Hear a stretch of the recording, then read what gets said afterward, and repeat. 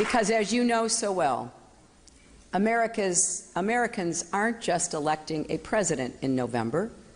We're choosing our next commander-in-chief, the person we count on to decide questions of war and peace, life and death. And like many across our country and around the world, I believe the person the Republicans have nominated for president cannot do the job.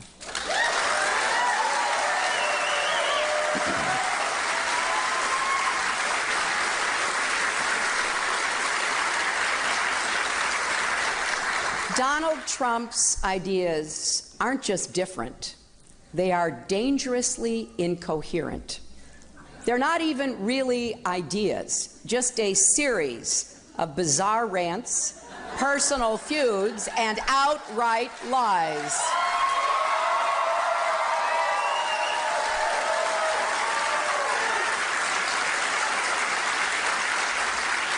He is not just unprepared. He is temperamentally unfit to hold an office that requires knowledge, stability, and immense responsibility.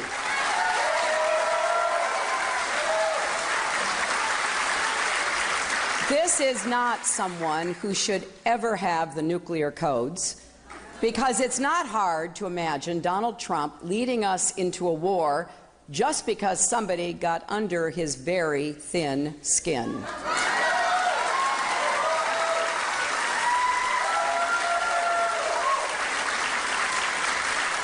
We cannot put the security of our children and grandchildren in Donald Trump's hands.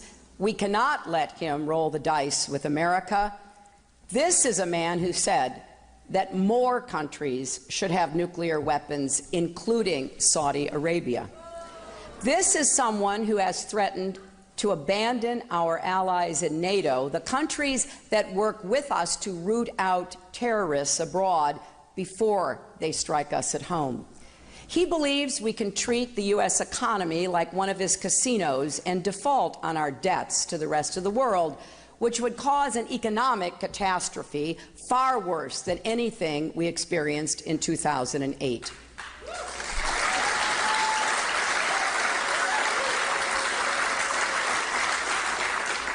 He has said that he would order our military to carry out torture and the murder of civilians who are related to suspected terrorists, even though those are war crimes.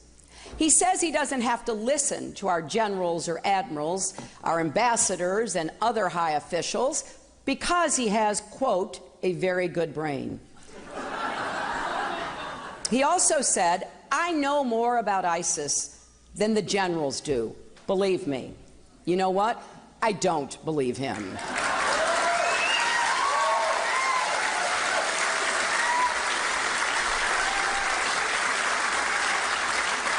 He says climate change is a hoax invented by the Chinese.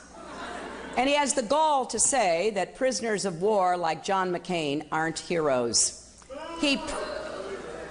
Exactly. He praises dictators like Vladimir Putin and picks fights with our friends, including the British Prime Minister, the Mayor of London, the German Chancellor, the President of Mexico, and the Pope.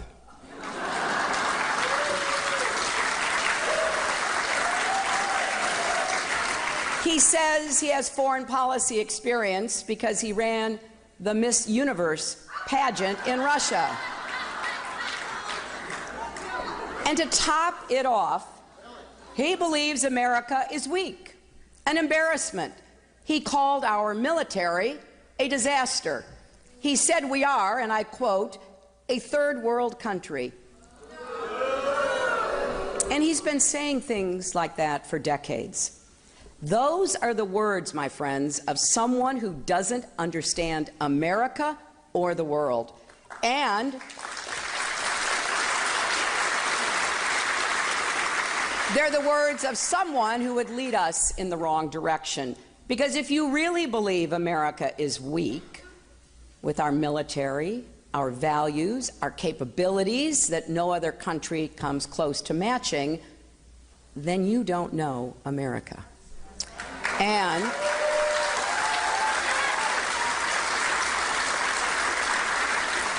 And you certainly don't deserve to lead it.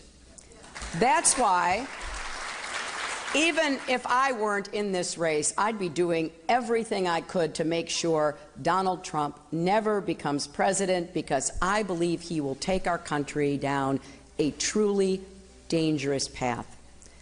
Unlike him, I have some experience with the tough calls and the hard work of statecraft.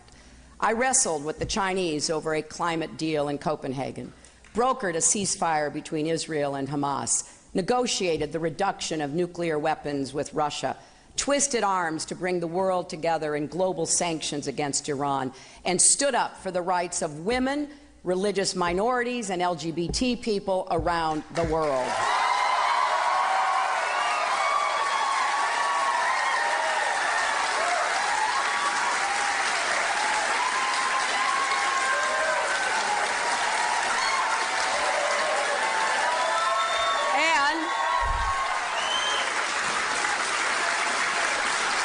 And I have sat in the Situation Room and advised the President on some of the toughest choices he faced. So I'm not new to this work, and I'm proud to run on my record, because I think the choice before the American people in this election is clear. I believe in strong alliances, clarity in dealing with our rivals, and a rock-solid commitment to the values that have always made America great. Compare that with what Trump wants to do. His economic plans would add more than $30 trillion, that's trillion with a T, $30 trillion to our national debt over the next 20 years.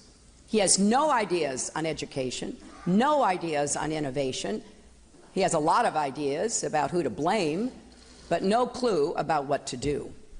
None of what Donald Trump is offering will make America stronger at home, and that would make us weaker in the world. Second, we need to stick with our allies. America's network of allies is part of what makes us exceptional, and our allies deliver for us every day.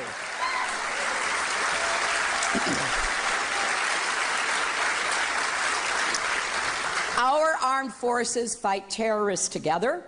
Our diplomats work side by side.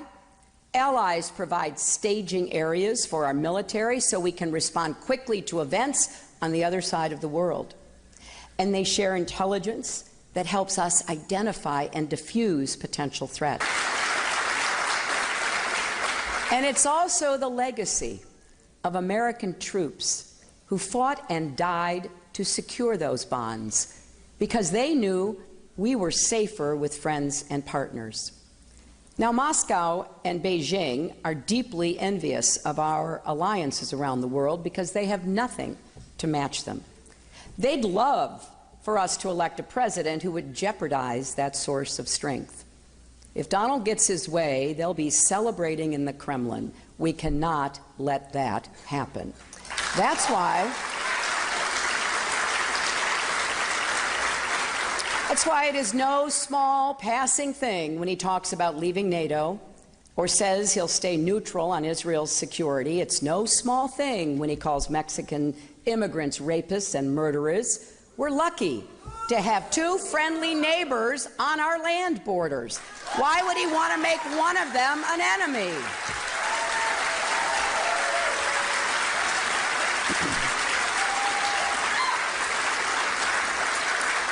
And it's no small thing when he suggests that America should withdraw our military support for Japan, encourage them to get nuclear weapons.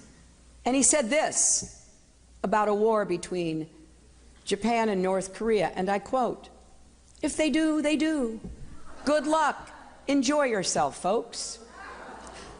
I wonder if he even realizes he's talking about nuclear war.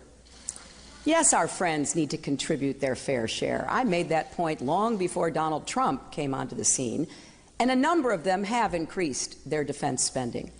The real debate here is whether we keep those alliances strong or cut them off. What he says would weaken our country. Third, We need to embrace all the tools of American power, especially diplomacy and development, to be on the front lines solving problems before they threaten us at home. Diplomacy is often the only way to avoid a conflict that could end up exacting a much greater cost. It takes patience, persistence, and an eye on the long game, but it's worth it. Take the nuclear agreement with Iran. When President Obama took office, Iran was racing toward a nuclear bomb. Some called for military action, but that could have ignited a broader war that could have mired our troops in another Middle Eastern conflict. President Obama chose a different path, and I got to work leading the effort to impose crippling sanctions. We brought Iran to the table, we began talks, and eventually we reached an agreement that should block every path for Iran to get a nuclear weapon.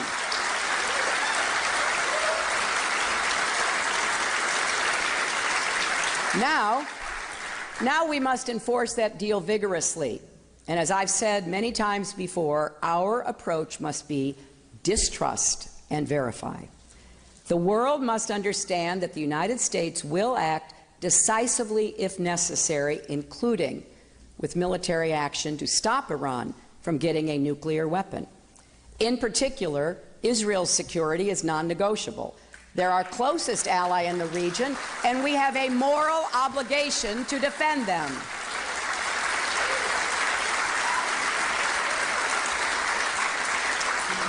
But there is no question that the world and the United States, we are safer now than we were before this agreement. And we accomplished it without firing a single shot, dropping a single bomb, or putting a single American soldier in harm's way. Now,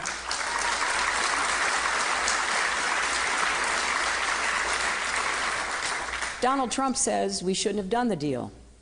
We should have walked away. But that would have meant no more global sanctions and Iran resuming their nuclear program and the world blaming us. So then what? War? Telling the world, good luck, you deal with Iran? Of course, Trump doesn't have answers to those questions. Donald Trump doesn't know the first thing about Iran or its nuclear program. Ask him. It'll become very clear very quickly.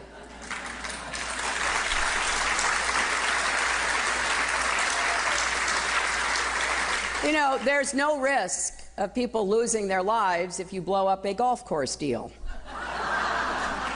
But it doesn't work like that in world affairs. Just like being interviewed on the same episode of 60 Minutes as Putin was, is not the same thing as actually dealing with Putin. So the stakes in global statecraft are infinitely higher and more complex than in the world of luxury hotels. We all know the tools Donald Trump brings to the table: bragging, mocking, composing nasty tweets. I'm willing to bet he's writing a few right now.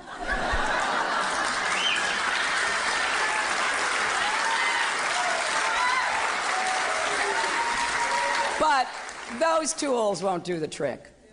Rather than solving global crises, he would create new ones. He has no sense of what it takes to deal with multiple countries with competing interests and reaching a solution that everyone can get behind. In fact, he is downright contemptuous of that work. And that means he's much more likely to end up leading us into conflict. Fourth, we need to be firm but wise with our rivals. Countries like Russia and China often work against us. Beijing dumps cheap steel in our markets. That hurts American workers. Moscow has taken aggressive military action in Ukraine, right on NATO's doorstep. Now, I've gone toe-to-toe with Russia and China and many other different leaders around the world. So I know we have to be able to both stand our ground when we must and find common ground when we can. That's how I could work with Russia to conclude the New START treaty to reduce nuclear stockpiles, and with China to increase pressure on North Korea. It's how our diplomats negotiated the landmark agreement on climate change, which Trump now wants to rip up.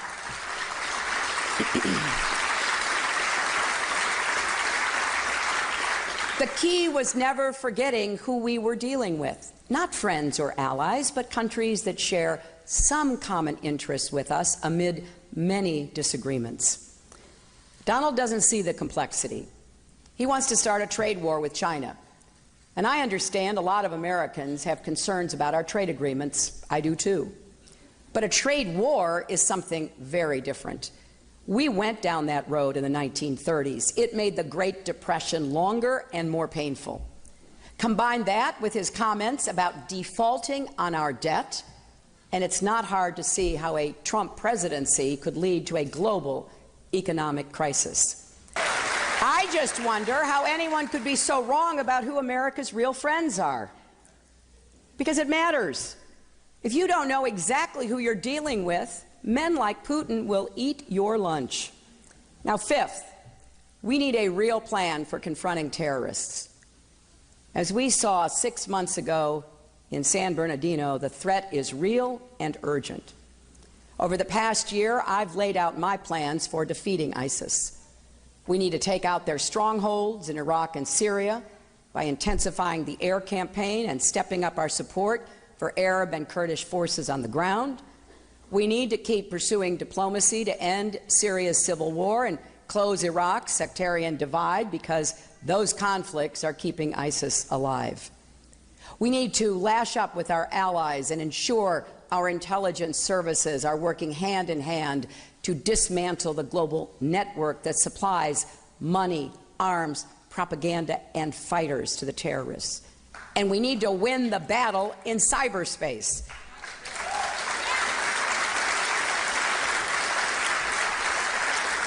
And of course, we need to strengthen our defenses here at home. Now, that in a nutshell is my plan for defeating ISIS. What's Trump's? Well, he won't say. He's literally keeping it a secret. The secret, of course, is he has no idea what he'd do to stop ISIS.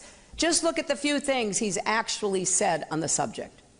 He actually said, and I quote, "Maybe Syria should be a free zone for ISIS." Oh, okay. Let a terrorist group have control of a major country in the Middle East. Then he said we should send tens of thousands of American ground troops to the Middle East to fight ISIS. He also refused to rule out nuclear weapons against ISIS, which would mean mass civilian casualties. It's clear he doesn't have a clue what he's talking about, so we can't be certain which of these things he would do. But we can be certain that he's capable of doing any or all of them: letting ISIS run wild, launching a nuclear attack, starting a ground war. These are all distinct possibilities with Donald Trump in charge. And through all his loose talk, there's one constant theme: demonizing Muslims and playing right into the hands of ISIS.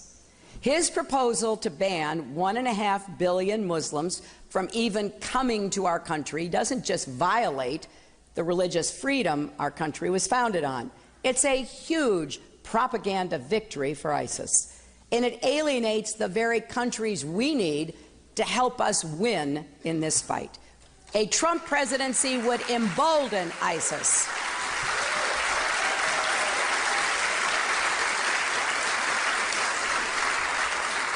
We cannot take that risk. This isn't reality television. This is actual reality.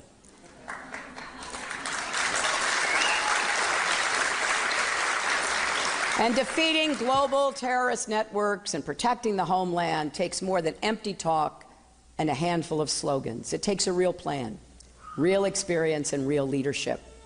Donald Trump lacks all three. And one more thing. A president has a sacred responsibility to send our troops into battle only if we absolutely must, and only with a clear and well thought out strategy.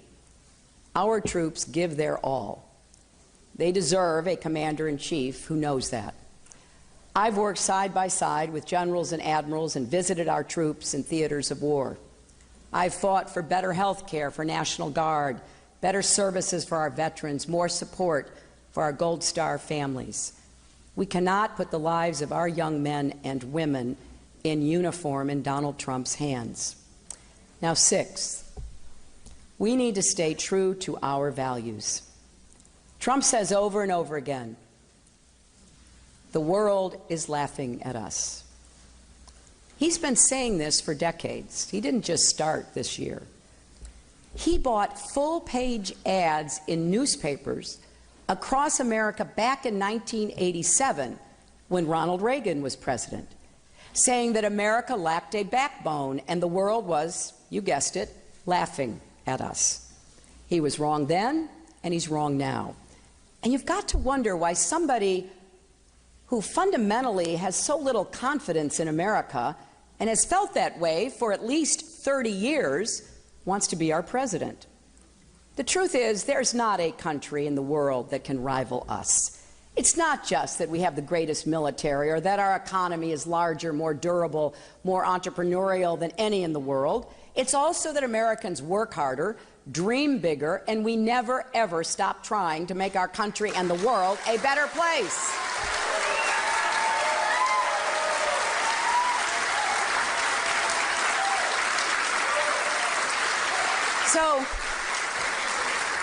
So it really matters that Donald Trump says things that go against our deepest held values.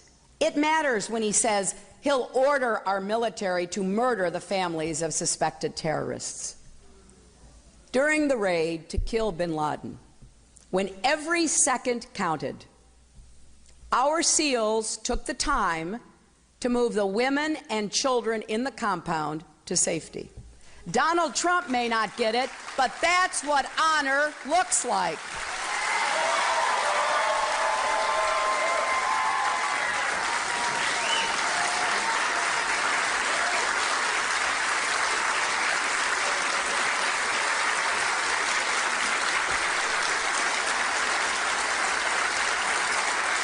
And you know what?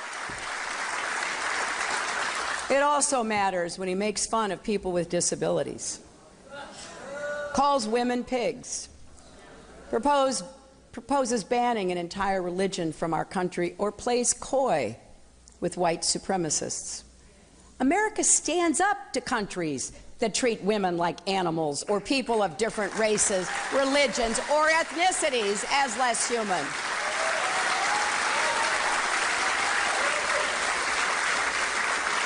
What happens to the moral example we set for the world and for our own children if our president engages in bigotry?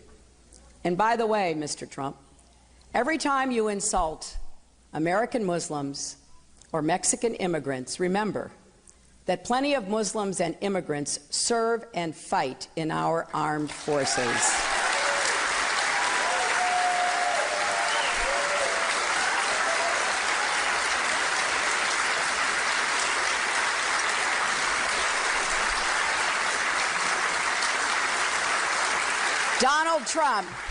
Donald Trump could learn something from them.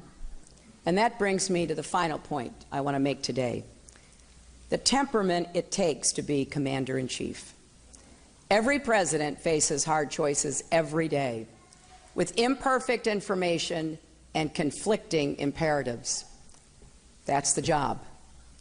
A revolution threatens to topple a government in a key region. An adversary reaches out for the first time in years. What do? Making the right call takes a cool head and respect for the facts. It takes a willingness to listen to other people's points of view with a truly open mind. It also takes humility, knowing you don't know everything, because if you're convinced you're always right, you'll never ask yourself the hard questions. I remember being in the Situation Room with President Obama, debating the potential bin Laden operation. The president's advisors were divided. The intelligence was compelling, but far from definitive, and the risks of failure were daunting. The stakes were significant for our battle against al-Qaeda and our relationship with Pakistan. Most of all, the lives of those brave SEALs and helicopter pilots hung in the balance. It was a decision only a president could make. And when he did, it was as crisp and courageous a display of leadership as I've ever seen. Now imagine Donald Trump sitting in the Situation Room, making life or death decisions on behalf of the United States. Imagine him deciding whether to send your spouses or children into battle. Imagine if he had not just his Twitter account at his disposal when he's angry, but America's entire arsenal. Do we want him making those calls? Someone thin-skinned and quick to anger who lashes out at the smallest criticism. Do we want his finger anywhere near the button? Well, I have a lot of faith that the American people will make the right decision. This is a country with a deep reservoir of common sense and national pride, and we're all counting on that.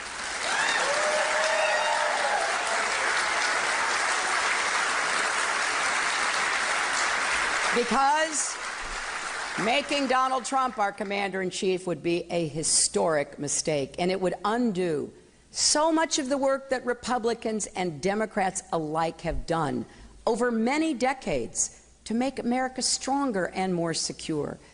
It would set back our standing in the world more than anything in recent memory, and it would fuel an ugly narrative about who we are, that we're fearful, not confident, that we want to let others determine our future for us instead of shaping our own destiny.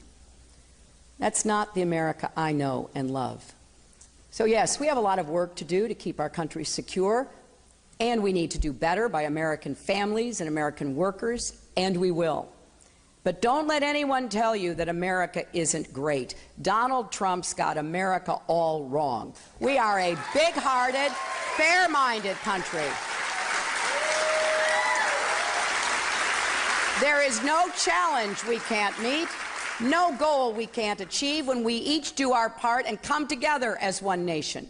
Every lesson from our history teaches us that we are stronger together. We remember that every Memorial Day. And this election is a choice between two very different visions of America. One that's angry, afraid, and based on the idea that America is fundamentally weak and in decline. The other is hopeful, generous, and confident in the knowledge that America is great, just like we always have been. So, let's resolve that we can be greater still. That is what I believe in my heart. I went to 112 countries as your Secretary of State, and I never lost my sense of pride and wonder at seeing that blue and white plane lit up on some far-off runway with the United States of America emblazoned on the side. That plane, those words, our country, represents something special, not just to us, but the world. It represents freedom, hope, and opportunity. I love this country, and I know you do too. It's been an honor and a privilege to serve America, and I'm going to do everything I can to protect our nation and make sure we never lose sight of how strong we really are. Thank you all very much.